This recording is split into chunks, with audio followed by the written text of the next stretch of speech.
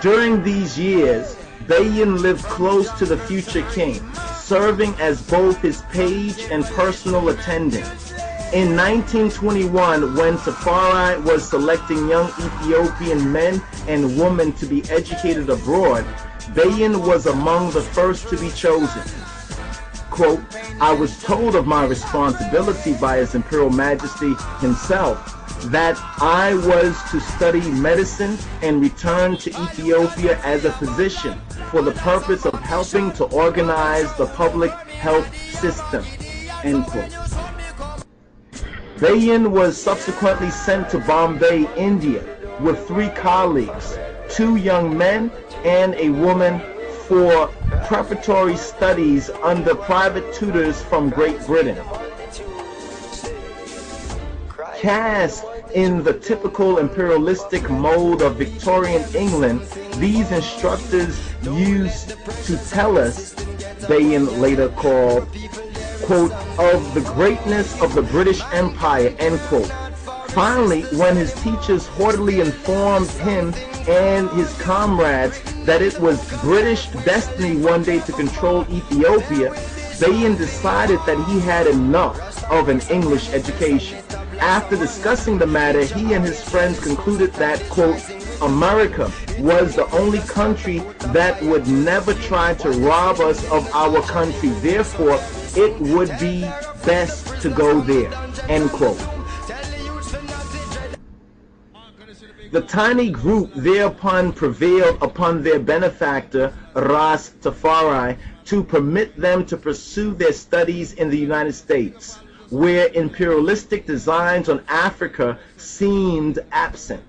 Much to their probable relief and delight, the students' request was granted. Thus, within the short span of 1 year, they were preparing to travel to yet another far-off land of whose existence most of their countrymen were only dimly aware. Shortly thereafter, in the company of an American missionary to Ethiopia, Bayen set sail with 2 of his colleagues for the United States. The young woman had died in India.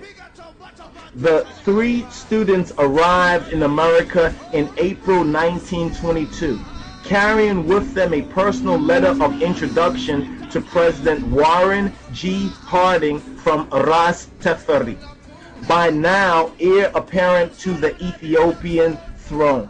Because of their impressive credentials from the Ethiopian region, the trio was permitted to meet Mr. Harding, who urged the Africans to enroll at his alma mater, Marietta College. The Ethiopians accepted the president's kindly suggestion and proceeded to apply for admission to Muskingum College in New Concord, Ohio, since it had recently absorbed the smaller Marietta. A series of placement tests given to the Ethiopians qualified them, however, for only the first year of high school, compelling them to begin their academic careers in the United States as secondary school freshmen. Apparently undaunted by this unexpected turn of events, Bayen zealously studied his lessons at Muskingum Academy, and by attending classes during the regular school year and summers, he was able to complete his high school education in 1925. That fall, Bayen entered Muskingum College. He graduated from that institution just 3 years later, becoming one of the first Ethiopian nationals to earn an American degree. The autumn of 1928 found Bayen at Ohio State University in Columbus, Ohio, where he had enrolled as a graduate student in chemistry. He remained there, however, for only 1 academic year. Sometime during that year, the Ethiopian applied and was admitted to the medical school at Howard University, one of the nation's most prestigious black educational institutions. Bayen's stated reasons for matriculating at a black university suggest a strong commitment to the concept of Pan-Africanism.